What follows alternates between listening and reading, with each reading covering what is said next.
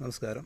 Sports P സിയുടെ പുതിയ വീഡിയോയിലോട്ട് സ്വാഗതം. അപ്പോൾ ഇന്ന് നമ്മൾ നോക്കാൻ പോകുന്ന വിഷയം എന്ന് പറഞ്ഞു കഴിഞ്ഞാൽ ഒരു ക്വസ്റ്റ്യൻ പേപ്പർ ലീക്കിൻ്റെ വാർത്ത നമ്മുടെ കൗമുദി ഈ പേപ്പറിൽ വന്നിട്ടുണ്ടായിരുന്നു. അപ്പോൾ അത് നമ്മുടെ കഴിഞ്ഞ ദിവസം നടന്ന എറണാകുളം മലപ്പുറം LD എക്സാമിൻ്റെ ക്വസ്റ്റ്യൻ പേപ്പർ ലീക്കിനെ കുറിച്ചാണ് വന്നത്.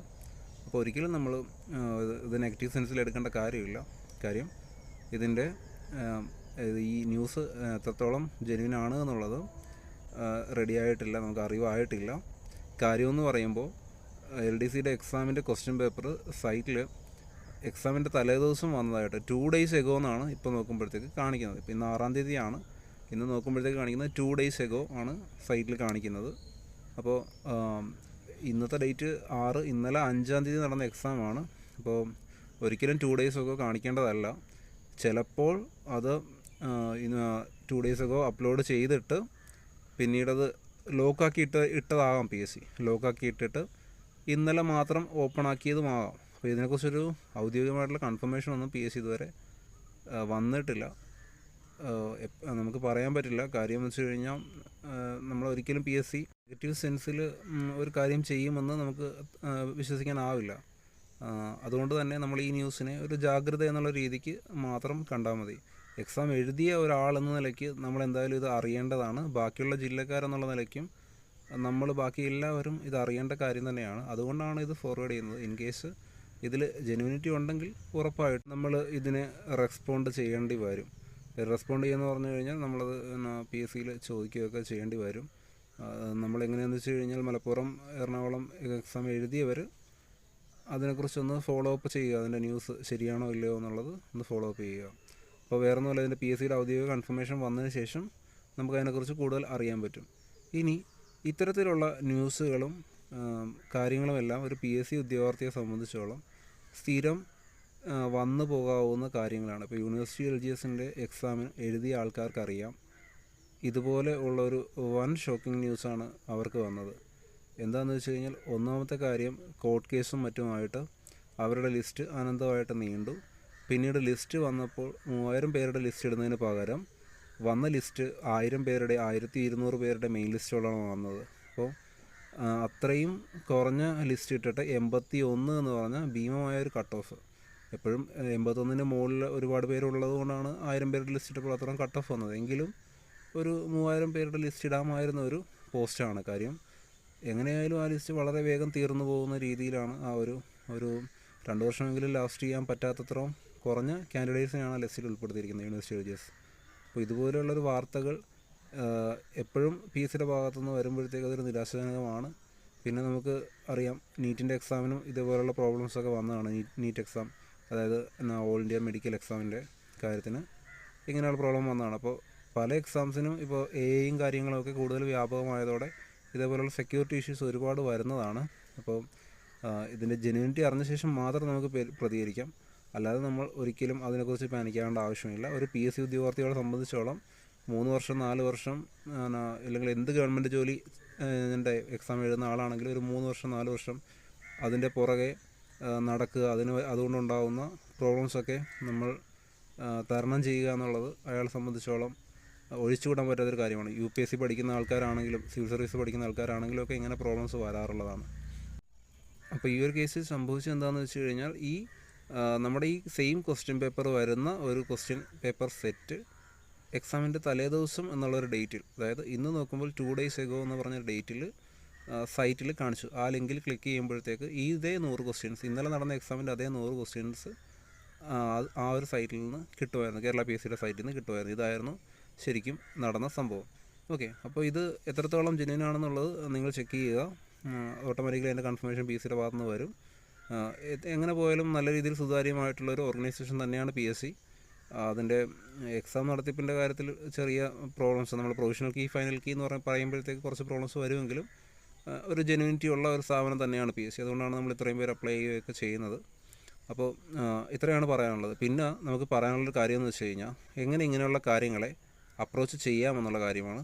അപ്പോൾ നമ്മൾ ഈ കാര്യം പറഞ്ഞുകൊണ്ടിരിക്കുന്നതിനിടയ്ക്ക് ഒരു കാര്യം ഞാൻ പറയാം. അതായത് ഒരു കോമ്പറ്റേറ്റീവ് എക്സാം പ്രിപ്പയർ ചെയ്യുകയാണ്, അല്ലെങ്കിൽ നിങ്ങൾ എന്ത് കാര്യത്തിനും ഇറങ്ങിത്തിരിക്കുകയാണ്. അപ്പോൾ നിങ്ങൾ ഓട്ടോമാറ്റിക്കലി ചിന്തിക്കുന്ന ഒരു ഗ്രാഫ് ഇങ്ങനെ ആയിരിക്കും. അതായത് നിങ്ങളൊരു കാര്യത്തിൽ സ്റ്റാർട്ട് ചെയ്തു, നമ്മുടെ ആ ഒരു ഗ്രാഫ് അവിടെ സ്റ്റാർട്ട് ചെയ്തു. എന്നിട്ട് കുറച്ച് നാൾ കഴിഞ്ഞിട്ട് ഓട്ടോമാറ്റിക്കലി നിങ്ങൾ സക്സസ്സിലോട്ട് എത്തും എന്നുള്ളൊരു ഗ്രാഫായിരിക്കും നിങ്ങൾ ആദ്യം ചിന്തിക്കുന്നത്. പക്ഷേ ഈ ഗ്രാഫ് പലപ്പോഴും റിയലിസ്റ്റിക് അല്ല, അതായത് യാഥാർത്ഥ്യമല്ല. കാരണം ഇങ്ങനൊരു ഗ്രാഫാണ് നിങ്ങളെല്ലാവരും പ്രതീക്ഷിക്കുന്നത്. അതായത് ലൈഫിൽ എപ്പോഴും നിങ്ങൾ പഠിച്ചു തുടങ്ങി കുറച്ച് നാൾ കഴിഞ്ഞ് ഇങ്ങനെ നേരെ സക്സസ്. ഇത് ഗ്രാഫിൻ്റെ പ്രശ്നമെന്ന് വെച്ച് കഴിഞ്ഞാൽ ഒരുപാട് ആൾക്കാർ അവരുടേതായ കാര്യങ്ങൾ ചെയ്യും. നിങ്ങൾക്കിപ്പോൾ പരീക്ഷയ്ക്ക് പഠിക്കാൻ പോകുമ്പോഴത്തേക്ക് ഒരുപാട് തടസ്സങ്ങൾ വരും. നിങ്ങൾക്ക് ചിലപ്പോൾ കാലിന് ഇഞ്ചുറി വരാം, അല്ലെങ്കിൽ കൈക്ക് ഇഞ്ചുറി വരാം, അല്ലെങ്കിൽ വേറെ എന്തെങ്കിലും പ്രോബ്ലംസ് വരാം, അസുഖങ്ങൾ വരാം, അല്ലെങ്കിൽ മറ്റ് വ്യക്തികൾ നിങ്ങളുടെ ലൈഫിൽ നിങ്ങൾക്ക് പെട്ടെന്നൊരു ജോലിയുടെ ആവശ്യം വന്നു, ജോലി ചെയ്യേണ്ട ആവശ്യം വന്നു. അപ്പോൾ നിങ്ങൾ ജോലിക്ക് പോയി, കുറച്ച് നാൾ എന്തെങ്കിലും ജോലിക്ക് പോയി. ഇതാണ് ശരിക്കും നമ്മുടെ ലൈഫിലെ യഥാർത്ഥ ഒരു ഗ്രാഫ് എന്ന് പറയുന്നത്.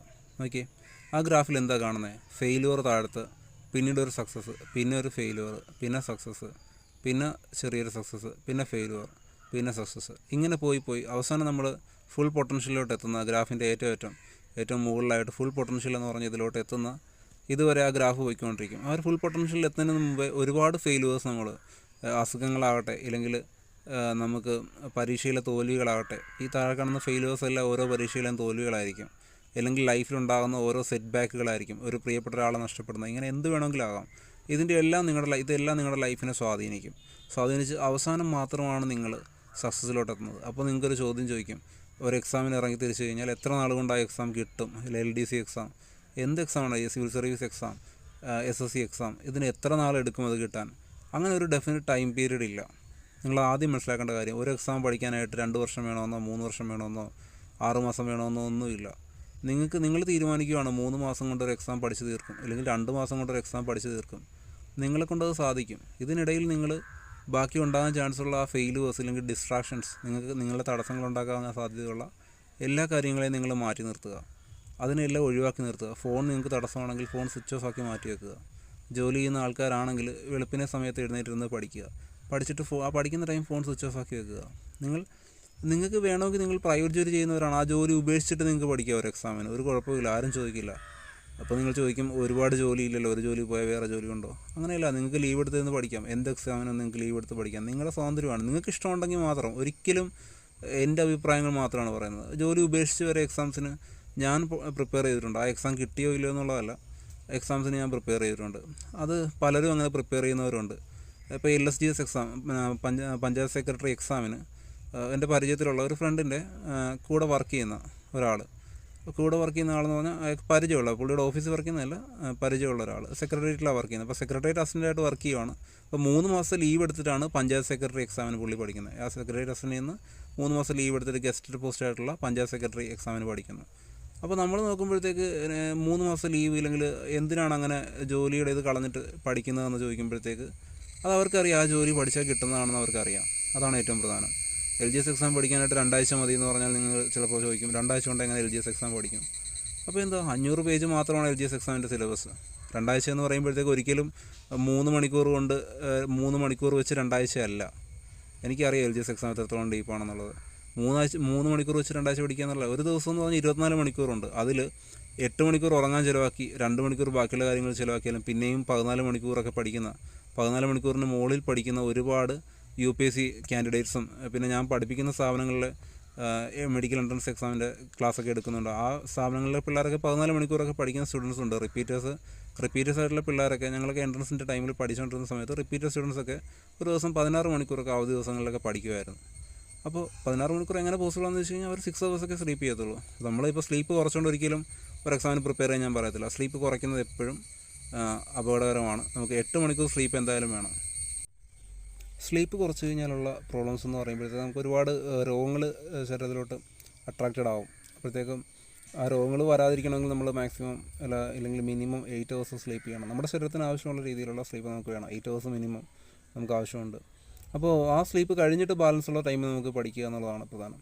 പിന്നെ നമുക്കൊരു കാര്യം എനിക്ക് പറയാനുള്ളതെന്ന് വെച്ച് കഴിഞ്ഞാൽ, നമ്മൾ ഒരു എക്സാമിന് പഠിക്കുമ്പോഴത്തേക്ക് ആ എക്സാം നമ്മൾ അത് പഠിച്ചു എന്നുള്ളത് മാത്രമല്ല, ആ എക്സാമിന് ചോദിക്കുന്ന ചോദ്യങ്ങൾ നമുക്ക് എഴുതാൻ പറ്റണം, അത് ശരിയാക്കി എഴുതാൻ പറ്റണം എന്നുള്ള ഇമ്പോർട്ടൻ്റ് ആണ്. അതുകൊണ്ടാണ് ക്വസ്റ്റ്യൻസ് നമ്മൾ ചെയ്ത് നോക്കണം. ഒരുപാട് പരീക്ഷയ്ക്ക് മുമ്പായിട്ട് ഒരുപാട് ക്വസ്റ്റ്യൻസ് നമ്മൾ ചെയ്യേണ്ടി വരുന്നുണ്ട്. നമ്മൾ കഴിഞ്ഞ വീഡിയോയിൽ പറഞ്ഞ പോലെ റിപ്പീറ്റ് ചെയ്യുന്നില്ല. അതുകൊണ്ട് തന്നെ ആ വീഡിയോ നിങ്ങൾ കാണാത്തവരുണ്ടെങ്കിൽ നിങ്ങൾക്ക് കണ്ടു നോക്കാം. അപ്പോൾ അതിൽ പറയുന്ന പോലെ ഒരുപാട് ക്വസ്റ്റ്യൻസ് നമ്മൾ ചെയ്ത് നോക്കേണ്ടി വരും. അങ്ങനെ ചെയ്ത് നോക്കിയാൽ മാത്രമേ നമുക്ക് ആ ഒരു ക്വസ്റ്റ്യൻ കാണുമ്പോഴത്തേക്ക് ചെയ്യാൻ പറ്റുള്ളൂ. പിന്നെ നമുക്ക് പറയാനുള്ള മറ്റൊരു പ്രധാനപ്പെട്ട കാര്യം എന്ന് പറയുമ്പോഴത്തേക്ക് നമ്മൾ +2 എക്സാമിന് ഒരു 90% മാർക്ക് അല്ലെങ്കിൽ 85% മാർക്ക് വാങ്ങിയ അല്ലെങ്കിൽ 80% മാർക്ക് വാങ്ങിയ ഒരുപാട് പേരുണ്ടാവും അല്ലേ. ഒരു വർഷം കൊണ്ട് എത്രത്തോളം ചാപ്റ്ററുകളും സബ്ജക്റ്റുകളും 5-6 സബ്ജക്റ്റുകളും 10-12 ചാപ്റ്റർ ഓരോ സബ്ജക്റ്റ് വെച്ചിട്ട് പഠിച്ചിട്ടുള്ളവരാണ് നമ്മൾ. നമുക്ക് LGS എക്സാം പഠിക്കാനായിട്ട് 2 മാസം മതി എന്ന് പറഞ്ഞു കഴിഞ്ഞാൽ വിശ്വസിക്കാനായിട്ട് നമ്മൾ പ്രയാസപ്പെടേണ്ട കാര്യമില്ല. കാര്യം അത്രയും ടോപ്പിക്സ് നമ്മൾ ഒരു വർഷം കൊണ്ട് +2-ന് +1-നൊക്കെ പഠിച്ചവരാണ്. അല്ലെങ്കിൽ 10ാം ക്ലാസ്സിലാണെങ്കിൽ തന്നെ 10ാം ക്ലാസ് ഫുള്ള് പഠിച്ച് ഫുൾ A+, 8A+ വാങ്ങിക്കുന്ന അത്രയും പ്രയാസം ഇല്ല LGSൻ്റെ എക്സാം ടോപ്പിക്ക് കവർ ചെയ്യാനായിട്ട്. ഞാനൊരിക്കലും സംസാരിക്കുന്ന ഒരു 1200 പേജുള്ള റാങ്ക് ഫയലിനെ കുറിച്ചല്ല, വളരെ കുറഞ്ഞ പേജുകളുള്ള റാങ്ക് ഫയലുകൾ അവൈലബിൾ ആണ്. അപ്പോൾ അങ്ങനെ നിങ്ങൾ പഠിക്കുമ്പോഴത്തേക്ക് ഒട്ടും അത്രയും പോലും പ്രയാസം വരില്ല. ഒരൊറ്റ ബുക്ക് മാത്രമാണ് നിങ്ങൾക്ക് LGSന് വേണ്ടി വരുന്നത്. മാത്സൊക്കെ ചെയ്യേണ്ടി വരും, കറണ്ട് അഫയേഴ്സിൻ്റെ വീഡിയോ ഒക്കെ കണ്ട് പഠിക്കേണ്ടി വരും. എങ്കിലും ഞാൻ പറയുവാണ്. അപ്പോൾ അത്രയാണ് പറയാനുള്ളത്. പിന്നെ വേറൊരു കാര്യം പറയാനുള്ളതെന്ന് വെച്ച് കഴിഞ്ഞാൽ, അപ്പോൾ ഒരുപാട് സ്റ്റുഡൻസ് എന്നെ വിളിച്ച് ചോദിച്ചൊരു കാര്യമാണ്. അപ്പോൾ അതിൻ്റെ ഒരു എക്സ്പ്ലനേഷനാണ് ഞാൻ ഈ പറയുന്നത്. അതായത് എനിക്ക് 60 മാർക്ക്, 63 മാർക്ക്, 65 മാർക്കൊക്കെ ഒരു എക്സാമിന് കിട്ടുന്നുള്ളൂ, അതെങ്ങനെ കൂട്ടാമെന്നുള്ള കാര്യമാണ് ചോദിച്ചിരിക്കുന്നത്.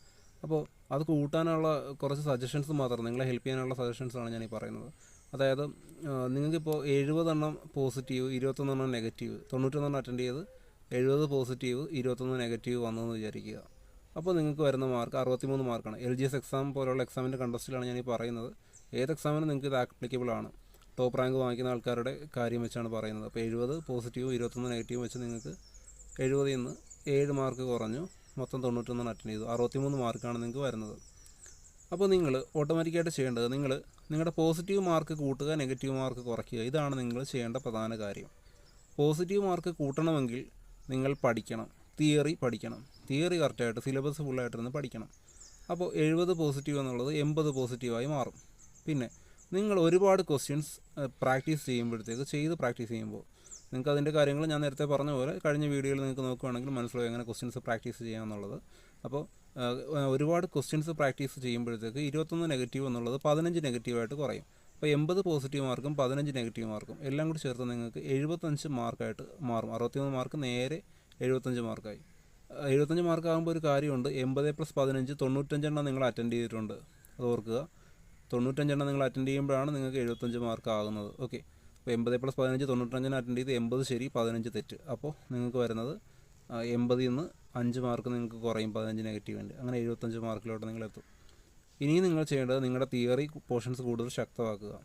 തിയറി പോർഷൻസ് കൂടുതൽ ശക്തമാക്കുന്നതിൻ്റെ ഒപ്പം ക്വസ്റ്റ്യൻ പ്രാക്ടീസ് അതിനേക്കാളും ശക്തമാക്കുക. കൂടുതൽ ക്വസ്റ്റ്യൻസ് ചെയ്ത് പഠിക്കുക. അപ്പോഴത്തേക്കും നിങ്ങളുടെ 80 മാർക്ക് എന്നുള്ളത് 85 മാർക്ക് പോസിറ്റീവ് മാർക്കായിട്ട് മാറി. കാര്യം നിങ്ങളുടെ തിയറി കൂടുതൽ ശക്തമായി, നിങ്ങൾ സിലബസ് കൂടുതൽ കവർ ചെയ്തു. 85 പോസിറ്റീവിൻ്റെ കൂടെ നിങ്ങളുടെ നെഗറ്റീവ് കുറയും. നിങ്ങൾ തിയറി കൂടുതൽ ശക്തമാകുമ്പോൾ പോസിറ്റീവ് മാർക്ക് കുറയുന്ന ഒരാൾക്ക് പോസിറ്റീവ് മാർക്ക് കൂടുന്ന ഒരാൾക്ക് നെഗറ്റീവ് മാർക്ക് കുറയും. അപ്പോൾ നെഗറ്റീവ് മാർക്ക് കുറഞ്ഞ് 15 എന്നുള്ളത് 12 ആകും. ഇത് എല്ലാ എക്സാമിനും ആപ്ലിക്കബിൾ അല്ല. ഒരു ടഫായിട്ടുള്ള ക്വസ്റ്റ്യൻ വരുമ്പോഴത്തേക്ക് നിങ്ങൾക്ക് ഇത്ര മാർക്ക് വരണമെന്നില്ല. LGS ലെവൽ എക്സാം പോലുള്ള എക്സാമിനാണ് ഞാനിത് മെയിനായിട്ടും പറയുന്നത്. ബാക്കിയുള്ള എക്സാമിനും ആപ്ലിക്കബിൾ ആണ്. ഓക്കെ, അപ്പോൾ എല്ലാവരെ സംബന്ധിച്ചല്ല, ഒരു ടോപ്പ് റാങ്കിൽ വരുന്ന ആൾക്കാരെ സംബന്ധിച്ചോളം ഇത് എപ്പോഴും ആപ്ലിക്കബിൾ ആണ്. അപ്പോൾ 85 പോസിറ്റീവും 12 നെഗറ്റീവായിട്ട്, നെഗറ്റീവ് കുറഞ്ഞ് പോസിറ്റീവ് കൂടി, 85 പോസിറ്റീവ് 12 നെഗറ്റീവ്. ഇതിന് നിങ്ങൾക്ക് വരുന്ന മാർക്ക് എന്ന് പറഞ്ഞു കഴിഞ്ഞാൽ 85 പോസിറ്റീവിൻ്റെ 85 മാർക്ക്, 12 നെഗറ്റീവിൻ്റെ 4 മാർക്ക് കുറയും, 81 മാർക്കിലോട്ട് നിങ്ങളെത്തും. അപ്പോഴും ചിന്തിക്കുക, നിങ്ങളോർക്കോ ഇതൊക്കെ എങ്ങനെ പോസിബിളാണ്? ഇപ്പോൾ 85 പോസിറ്റീവ് 12 നെഗറ്റീവ്. ഓർക്കുക, LGS എക്സാമിനൊക്കെ ടോപ്പ് റാങ്ക് വരുന്ന ആൾക്കാർക്കൊക്കെ 85 മാർക്ക് വരെയൊക്കെ വരും. 85 മാർക്കിന് എബോവ് വന്നാലേ ഉള്ളൂ. ഓക്കെ, അത് ഓർക്കുക. അപ്പോൾ ഇത്രയും കാര്യങ്ങളാണ് പറയാനുള്ളത്. പിന്നെ ഒരു എക്സാം കഴിയുമ്പോഴത്തേക്ക് അതിൻ്റെ ക്വസ്റ്റ്യൻ ലീക്കായോ ഇല്ലയോ എന്നുള്ളത്, അതിനകത്തുള്ള ഒരു കാര്യം എന്ന് വെച്ച് കഴിഞ്ഞാൽ നിങ്ങളൊരു എക്സാം കഴിയുമ്പോൾ ഓട്ടോമാറ്റിക്കായിട്ട് അടുത്ത എക്സാമിന് പഠിച്ചു തുടങ്ങുക. ഓക്കെ, അതിൻ്റെ ഒഫീഷ്യൽ കൺഫർമേഷൻ മറ്റും വന്നു കഴിയുമ്പോഴത്തേക്ക് നമുക്കതിൻ്റെ കാര്യങ്ങൾ ഡിസ്കസ് ചെയ്യാം. അപ്പോൾ നിങ്ങൾക്ക് അടുത്ത എക്സാമിന് പഠിച്ചു തുടങ്ങുക എന്നുള്ളതാണ് ഏറ്റവും പ്രധാനം. അപ്പോൾ LGSൻ്റെ ഒരു പെയ്ഡ് കോഴ്സ് നമ്മുടെ അക്കാഡമിയിൽ സ്റ്റാർട്ട് ചെയ്തിട്ടുണ്ട്. ഇപ്പോൾ 2 ക്ലാസ്സാണ് അതിനകത്ത് ഓൾറെഡി റണ്ണായിട്ടുള്ളത്. അപ്പോൾ അത് നിങ്ങൾക്ക് 1 മാസം എക്സാമിനുള്ളത് എങ്കിലും 2 മാസം എക്സാമിനുണ്ടെങ്കിലും നിങ്ങൾക്ക് ക്ലാസ്സിന് ജോയിൻ ചെയ്യാം. അതിനുള്ളിൽ തന്നെ സിലബസ് തീർക്കുന്ന രീതിയിലായിരിക്കും ക്ലാസ്സുകൾ. അപ്പോൾ ഈ കാണുന്ന നമ്പറിൽ നിങ്ങൾക്ക് കോൺടാക്ട് ചെയ്യാം. അപ്പോൾ ഇത്രയും കാര്യങ്ങൾ മാത്രമാണ് ഇന്നത്തെ വീഡിയോയിൽ പറയാനുള്ളത്. അപ്പോൾ എല്ലാവരും പോസിറ്റീവായിരിക്കും, അടുത്ത എക്സാമിന് പ്രിപ്പയർ ചെയ്യുക. അപ്പോൾ ഇത്രയും കാര്യങ്ങളാണ്. നമ്മുടെ ചാനൽ സബ്സ്ക്രൈബ് ചെയ്യുക, കമൻറ്റ് ചെയ്യുക, ഷെയർ ചെയ്യുക. അപ്പോൾ അടുത്ത വീഡിയോയിൽ കാണും വരെ ബൈ.